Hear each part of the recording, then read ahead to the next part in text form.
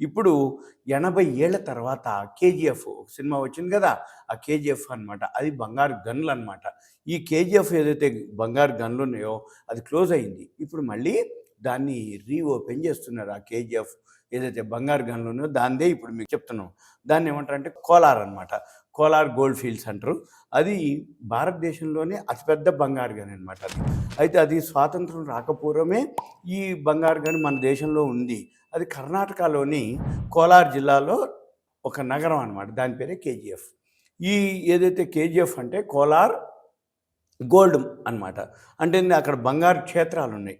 ఇది ఆ నగరం పేరు కేజీఎఫ్. అయితే దాన్నే మినీ ఇంగ్లాండ్ అని పిలిచేవారు పాత రోజుల్లో. అంటే బంగారు నగరం అనమాట.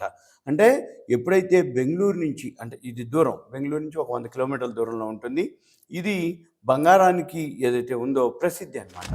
దీనిపై సినిమా కూడా రావడం జరిగింది. మనం చూడటం కూడా జరిగింది. చాలామందికి కేజీఎఫ్ 1, 2 ఐడియా ఉంది. అయితే దీని మీదనే సినిమా తీయడం జరిగింది.